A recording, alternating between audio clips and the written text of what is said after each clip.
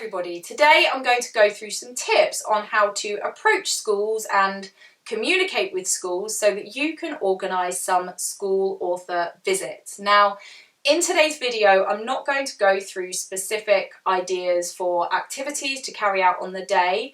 If that's something that you would like, let me know in the comments, and in the future I'll put together a video of author, school visit, activity inspiration or something.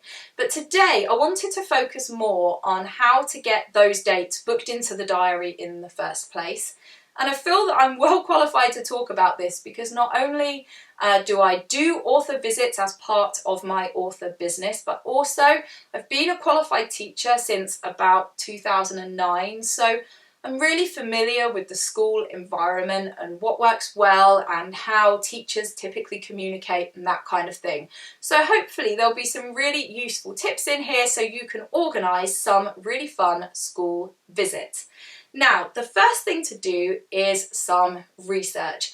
And I'm going to link below in the description a great document from the Society of Authors that goes through things like why you might want to do a school visit, the ages that are in each key stage, how to get a DBS check, what pricing is typical, that kind of thing. So it's definitely a good read, I very much recommend.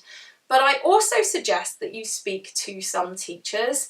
Now, most people know teachers because it's a relatively common profession, but if you don't, you can usually approach a local school and say, I'm an author, I'm thinking about starting to do author visits, can I ask you some questions?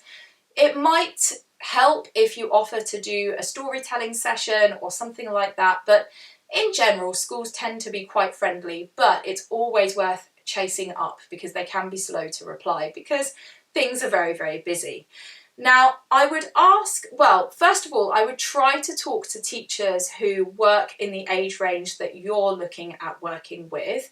And I would ask things like, have they had an author in before? What worked well? What didn't work well? How do they like to be approached? So do they prefer email or do they prefer to get a letter? Things like what kind of activities worked well, what works well for their particular students, really get a feel for what might be expected of you if you do an author visit. And then at that point you can start putting together some ideas for what you're going to offer. Now, I would suggest that you have a website or a web page that has all of that information in one place. Now, it doesn't need to be a really fancy, expensive website. There are loads of free options, and for example, if you've got a Google account, you can get a free Google website. But the point is really that all of the information is there. So I'll link mine below so that you can take a look. But the kind of things you need to include are what your qualifications are. So do you have any teaching qualifications? Do you have a DBS check? Do you have public liability insurance? Maybe you're a forest school teacher or a beach school coach, or I don't know, what relevant experience, what relevant qualifications could you put in there? And also add any experience you have of working in schools or working with young people. Of course, also put information about your books in there and about the activities that you're planning to run. So maybe you're thinking of doing storytelling or maybe writing workshops. What sort of things are you offering? Also put in there your pricing. So do you have a price for a half day, a whole day? Maybe you have a price that's if you're just going in for an hour. Do you offer a certain price for maybe doing a remote session, because then that can open up your availability to a wider area? And of course, don't forget to mention what area you work in and whether you charge any mileage if it goes a certain distance away from that area. I would also include any quotes from people who've worked with you. And something I wanted to mention here is you might want to offer a few free days ahead of launching your author visit part of your business. Now, even as somebody who's worked in schools a lot, I did one freebie ahead of setting things up. And that's because I'm a secondary school teacher and I wanted to try things out with a primary school. So it might be that you want to have a go at running the activities that you're planning, or get a feel for working in a school if you're unfamiliar with that environment. but it's also a really good opportunity to get some quotes, some reviews from the school about how much they loved having you in for the day, and then you can share those on your webpage as well. Now, don't offer lots and lots of freebies because you want to retain that value of what you're offering, but it can be a really useful way to get a little bit of experience and confidence about what you're going to be doing. Now, once you've set up your website as kind of a hub that you can direct people to, at that point you can start contacting schools. Now, I literally went on Google Maps. I feel like I've said Google too many times today. And I had a look at what schools were near me, and I went onto their website and I had a look for their contact details. Now, what I really recommend is that you give the school a call and ask who you should direct your inquiry to. If you get a named person, so maybe the literacy lead or maybe the head of English, that can be really, really helpful because that's the right person, and it's less likely that your email or your letter is going to disappear. Now, I've heard some people saying that schools prefer letters. I personally think that it's quite an email culture, so I send emails, but you might like to make a flyer and send it in the post. Give it a go and see what works. Personally, I get the email address of the right person and I send an email that's got quite a lot of the information that's on my website. So it says who I am, what my books are, what I offer, and what my price is. Now, typically, I will email all of the schools in my area in September, and then again maybe in January or Easter, and remind them that I'm about and that I can offer author visits. Now, what you might want to include in there as well is if you're thinking of doing an introductory offer, and I quite often do an offer in September because that means that the schools will get you booked in early to take advantage of your offer, and then you know what your diary's looking like. So I definitely think it can be helpful. I offer sort of 10 to 20% off in September. So you can see how that goes. So then wait a few days and see what the response is like. You might hear from a few people or you might not really hear from anyone, but either way you still might like to follow up with the schools that you haven't heard from. Either send another email or give them a call and say, did you get the information and can I answer any questions?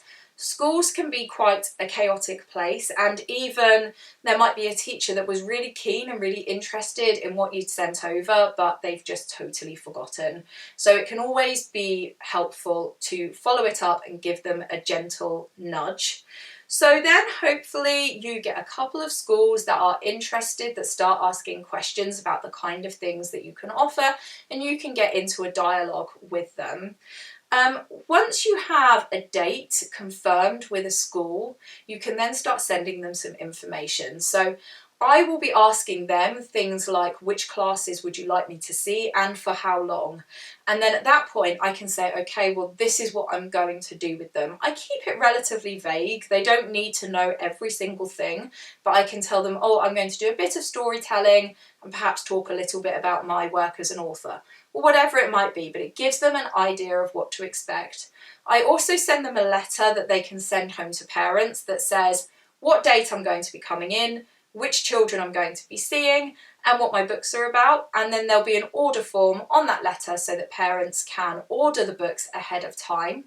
I'll also send an order form for the school so they can collate all of the parents' orders in one place, and then they are supposed to send me that form a few days before the visit so I can make sure I've got enough books and get them all signed and ready and sent off. But in general, I don't get given that form until the day itself. I've got a rough idea of how many books I typically sell.